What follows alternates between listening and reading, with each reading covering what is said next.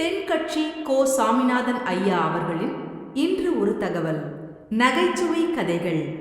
ஒரு வயசான தாத்தா பாட்டி 60 வருஷத்துக்கு முன்னாடி அவங்களுக்கு கல்யாணம் ஆச்சு. ஒன்னாவே வாழ்ந்தாங்க, ஒன்னாவே இறந்து போனாங்க. இப்போ அவங்க 2 பேரும் சொர்க்கத்துக்கு போய் சேர்ந்தாங்க.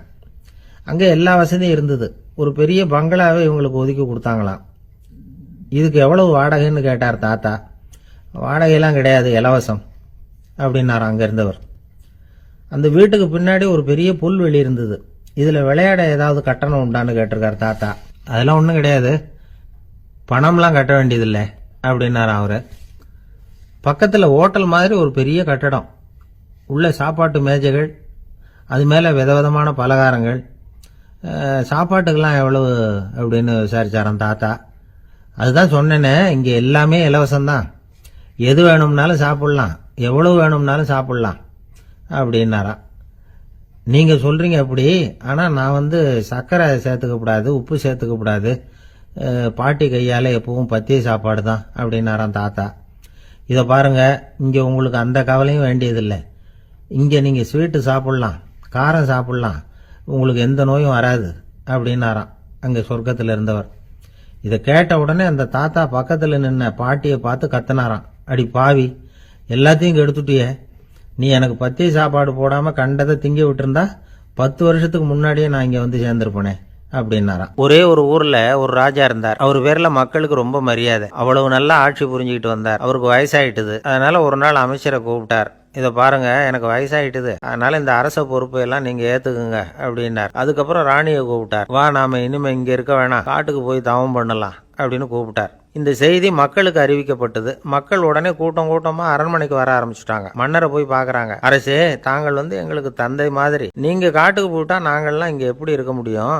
எங்களுக்கெல்லாம் எந்த துன்பமும் இல்லாம பாத்துக்கிட்டு வர்றீங்க. இது மாதிரியான ஒரு அரசாட்சி இல்லைன்னா மக்கள் வாழ்ந்து என்ன பயன் அப்படின்னாங்க. இருந்தாலும் என்ன பண்றது, வயசாயிட்ட காரணத்தினால இந்த முடிவுக்கு வர வேண்டி இருக்குது அப்படின்னாரா ராஜா. அப்படின்னா நீங்க காட்டுக்கு போக வேணாம், நாங்க போறோம், நாங்க அங்க போய் தவம் பண்றோம், வழிபாடு பண்றோம், கடவுள் வருவார், அவர்கிட்ட வரம் வாங்கிட்டு வந்துடுறோம் அப்படின்னாங்களாம். அப்படி சொல்லிவிட்டு உடனே எல்லாரும் காட்டுக்கு போனாங்க. நாட்டு மக்கள் எல்லாரும் ஒட்டு மொத்தமா காட்டுல உட்காந்துக்கிட்டு தவம் பண்றத பார்த்தார் கடவுள். உடனே புறப்பட்டு வந்தார். எல்லாரும் இப்படி உட்கார்ந்து இருக்கிறீங்களே, என்ன வேணும் உங்களுக்கு அப்படின்னு கேட்டார். உடனே மக்கள் எல்லாரும் ஒரு குரல்ல சொன்னாங்க, சுவாமி, எங்கள் மன்னன் ரொம்ப நாளைக்கு நல்லபடியா இருக்கணும், அவர் மகிழ்ச்சியாகவும் உடல் நலத்தோடும் இருந்தாதான் நாங்க அமைதியா வாழ முடியும் அப்படின்னாங்க. சரி, அதுக்கு என்ன செய்யணும் அப்படின்னாரு ஆண்டவன். எங்க மன்னருக்கு இன்னும் ஒரு 100 வருஷம் ஆயுள கொடுங்க அப்படின்னாங்க. அவ்வளவுதானே, சரி அப்படியே ஆகட்டும் அப்படின்னு சொல்லிவிட்டு ஆண்டவன் போயிட்டார். மக்கள் மகிழ்ச்சியோட திரும்பி வந்தாங்க. மன்னா, கடவுள் வரம் கொடுத்துட்டார், நீங்க 100 வருஷம் வாழ போறீங்க அப்படின்னாங்க. இதை கேட்டதும் ராணி ராஜாவை வணங்கி நான் தவம் செய்ய போறேன் அப்படின்னு புறப்பட்டாங்க. உடனே மக்கள் என்ன நினைச்சாங்க தெரியுமா? ஐயோ, நாம ராஜாவுக்கு மட்டும்தானே நீண்ட ஆயுள் வேணும்னு வரம் வாங்கணும், ராணிக்கு வாங்கலையே, அதுதான் கோபத்துல புறப்பட்டாங்க போல இருக்கு அப்படின்னு நினைச்சு வருத்தப்பட்டாங்க. ஆனா ராணி நினைச்சது அது இல்ல. ராணி போய் தவம் பண்ணாங்க, கடவுள் காட்சி கொடுத்தார். இவங்க கேக்குறாங்க, சுவாமி, ராஜாவுக்கு மட்டும் 100 வருஷம் ஆயுள்னு வரம் கொடுத்துட்டீங்க, அப்படின்னா குடிமக்களும் 100 வருஷம் இருக்கணும். இப்படிப்பட்ட குடிமக்கள் இல்லைன்னா அப்படிப்பட்ட அரசன் இருந்து என்ன பிரயோஜனம் அப்படின்னாங்களாம். ஆண்டவன் பார்த்தார். சரி, அவங்களும் 100 வருஷம் வாழ்வாங்க, அது மட்டும் இல்ல, நீயும் 100 ஆண்டு காலம் வாழ வரமளிக்கிறேன் அப்படின்னு சொல்லிவிட்டு மறைஞ்சிட்டார். இதுல ஆண்டவன் வர்றதும் மறைய முக்கியம் இல்ல. இதுல கவனிக்க வேண்டியது ஆள்கிறவனின் விசாலமானம், குடிமக்களின் விசாலமானம், ஆள்கிறவன் மனைவியினுடைய விசாலமானம். இப்படி ஒரு நாடு இருந்துட்டுதுன்னா எப்படி இருக்கும் வாழ்க்கை நினைச்சு பாருங்க. அதனாலதான் பெரியவங்க எல்லாம் சொல்றாங்க, இதய வாசல் திறந்தே இருக்கணும், இதயத்தின் கதவுகளை மூடாதீங்க அப்படின்னு சொல்லுவாங்க. அளவுக்கு மிஞ்சினால் அமிர்தமும் நஞ்சு அப்படின்னு சொல்லுவாங்க. அது உண்மைதான். ஒருத்தருக்கு அளவுக்கு மீறிய புகழ் வந்துட்டுதுன்னு வச்சுங்க, அது கூட ஆபத்தா போயிடுறது உண்டு. பழங்காலத்துல எல்லாம் கிரேக்க தேசத்தில் ஒரு பழக்கம் உண்டாம். அதாவது யாராவது ஒருத்தரை நாடு கடத்தணும்னா அதுக்கு ஒரு வழி உண்டு. அதாவது ஒருத்தரை நாடு கடத்தணும்னு மக்கள் விரும்புகிறாங்கன்னு வச்சுங்களேன், அவர் பேரை ஒரு மண்பாண்ட ஓட்டுச்சில்லில் எழுதி அதை ஒரு குறிப்பிட்ட பொது இடத்துல போட்டுற வேண்டியது, அவ்வளவுதான். இது மாதிரி பல பேர் போட்டுக்கிட்டே இருப்பாங்க, எல்லாம் அப்படியே குவிஞ்சு போயிடும். அந்த ஓட்டாஞ்சில்லு குவியலில் யாருடைய பேர் அதிகமாக இருக்குதோ அந்த நபரை ஒரு 10 ஆண்டுகள் நாடு கடத்தி விடுவாங்க. இது அந்த ஊர் வழக்கமாக. ஒரு நாள் அந்த குவியலுக்கு பக்கத்தில் ஒரு ஆள் நின்றுக்கிட்டு இருக்கிறான். அவன் கையில் ஒரு ஓட்டாஞ்சில் வச்சிருக்கிறான். அதில் யாரோட பேரையோ எழுதணும். எழுதி அந்த இடத்துல போடணுங்கிறது அவன் ஆசை. ஆனால் அவன் படிக்காதவன், அதனால் எழுத தெரியல. யாராவது அந்த வழியாக வர்றாங்களான்னு பார்த்துக்கிட்டே நின்றுக்கிட்டு இருந்தான். ஒரு பெரியவர் வந்துக்கிட்டு இருந்தார். அவர்கிட்ட ஓடினான். கையில் இருந்த மண்பாண்ட சில்லை கொடுத்தான். ஐயா, இதில் ஒரு பேர் எழுதி கொடுங்களேன்னா. அந்த பெரியவர் அதை வாங்கி கையில் வச்சுக்கிட்டு, என்ன பேர் எழுதணும் சொல்லு அப்படின்னா. இவன் சொன்னான், அரிஸ்டைடிஸ் அப்படின்னு எழுதுங்க அப்படின்னா. இதை கேட்டதும் அந்த பெரியவருக்கு அதிர்ச்சி. ஏன்னா அவர் தான் அரிஸ்டைடிஸ், தத்துவ மேதை அரிஸ்டைடிஸ் அவர். இருந்தாலும் நான் தான் அதுங்கிறத காட்டிக்காமல் அந்த ஆளுகிட்ட கேட்டார்.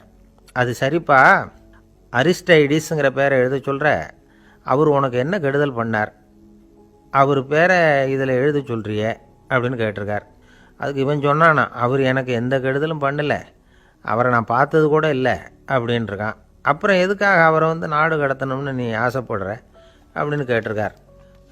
இப்போ அந்த ஆள் சொல்கிறான், அரிஸ்டைடஸை பற்றி எல்லாரும் பேசுகிறாங்க, அவர் ரொம்ப நல்லவர், அவர் ஒரு பெரிய அறிவாளிங்கிறாங்க, அவர் ஒரு பெரிய வள்ளல், பேரறிஞர், இப்படி எல்லாரும் சொல்கிறத கேட்டு கேட்டு எனக்கு ரொம்ப அலுத்து போயிட்டுது, அதனால தான் வெறுப்பாயிட்டேன் அப்படின்னு நானும். இதிலேருந்து என்ன தெரியுது? நாம் நல்லவனாக இருக்கிறதுல ஒன்றும் இடைஞ்சல் இல்லை. ஆனால் நம்மளை நல்லவன் நல்லவன் எல்லாரும் சொல்ல ஆரம்பிச்சிட்டாங்கன்னு வச்சுக்கோங்க, அப்போ இடைஞ்சல் ஆரம்பம்னு அர்த்தம். பயம், இது எப்படின்னா என்ன நடக்குமோங்கிற பதட்ட நிலை, அப்புறம் இந்த பயம் இதெல்லாம் சுவாசித்தலை அதிகரிக்க செய்யுது இல்லையா? இதனால் இரத்தத்தின் காரத்தன்மை அதிகமாகி நோயின் தீவிரமும் அதிகமாகுது. மன போராட்டம், மனக்கவலை, மன இறுக்கம், இதெல்லாம் தோல் வியாதியை தூண்டி விடுதான். இது மாதிரி இன்னும் எவ்வளவோ இருக்குது. அதனால் இன்றைக்கி நமக்கு தேவை என்னென்னா மன வலிமை, மலர்ந்த முகம். இது ரெண்டும் இருந்துட்டுதுன்னா பலவிதமான நோய்கள் நம்மக்கிட்ட நெருங்கி வராது. டாக்டர், என்ன நெருங்காமல் இருக்கிறதுக்கு நான் ஒரு காரியம் பண்ணுறேன் அப்படின்னார் ஒருத்தர். அவர் என்ன அர்த்தத்தில் சொன்னார்னா, டாக்டர் அவரை நெருங்காமல் இருக்கிறதுக்கு அவர் ஒரு காரியம் பண்ணுறாராம். நண்பர்கிட்ட சொன்னார். நண்பர் கேட்டார், அது என்ன காரியம் பண்ணுற அப்படின்னு கேட்டார். தினம் ஒரு ஆப்பிள் பழம் சாப்பிட்றேன்னார் அவர். ஏன்னா ஆங்கிலத்தில் ஒரு பழமொழி சொல்லுவாங்கள்ல, an apple a day keeps doctor away அப்படிம்பாங்க. ஒரு ஆப்பிள் பழம் சாப்பிட்டா டாக்டர் விலகியே இருப்பார், டாக்டர்கிட்ட போக வேண்டிய அவசியம் இருக்காது அப்படிங்கிறதுக்காக அந்த பழமொழி சொல்கிறது. என்ன, நான் யாருமே நெருங்காமல் இருக்கிறதுக்கு நான் ஒரு காரியம் பண்ணுறேன்னார் இன்னொருத்தர்.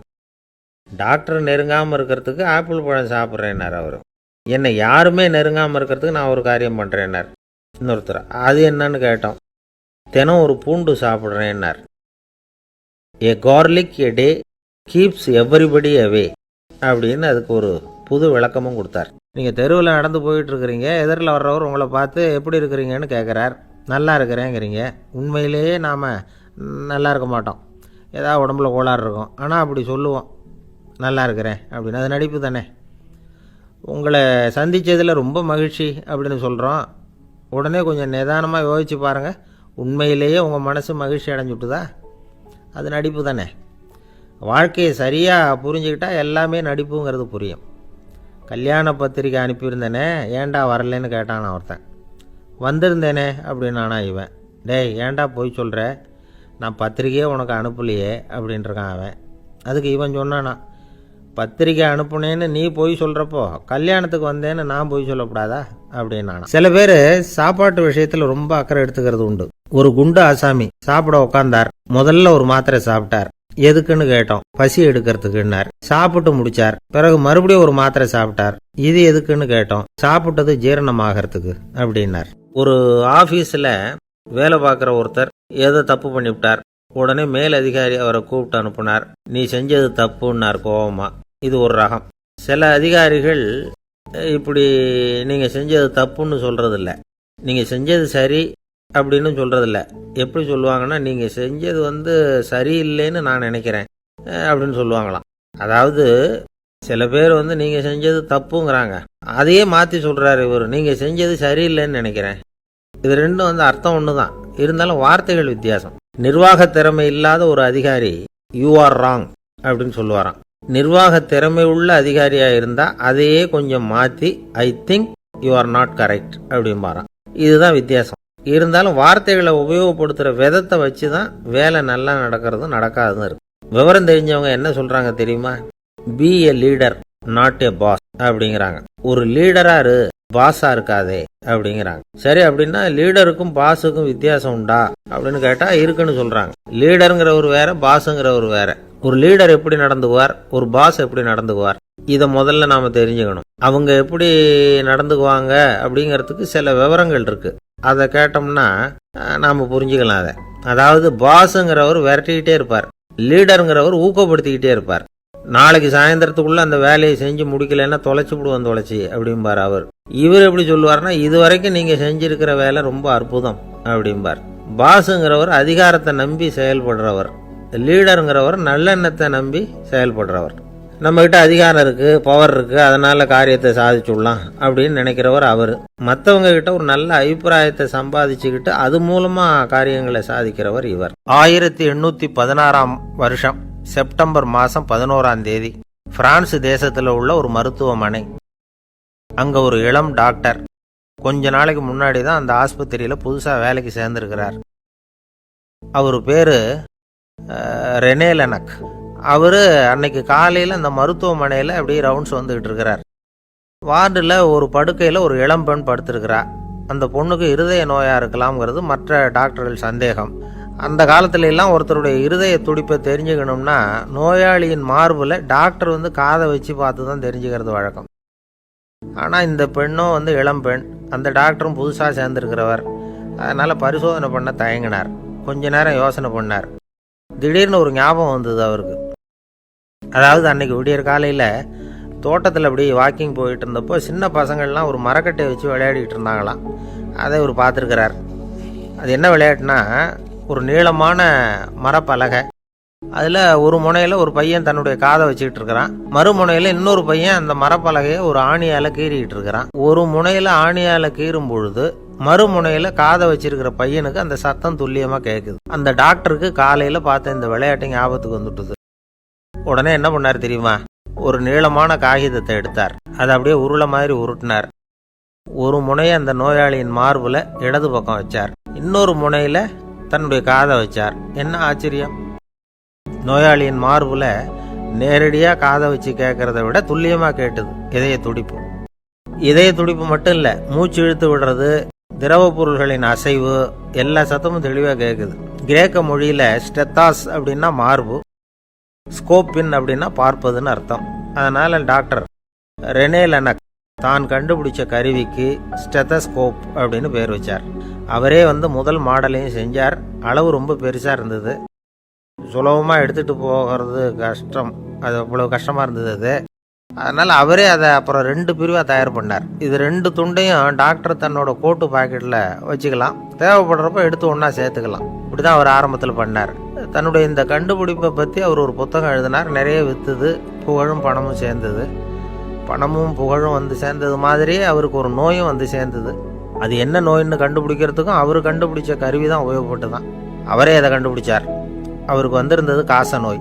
1826 வருஷம் ஆகஸ்ட் மாதம் 13ஆம் தேதி உலகத்தின் முதல் ஸ்டெதஸ்கோப்பை கண்டுபிடிச்ச டாக்டர் ரெனே லெனக் காலமானார்.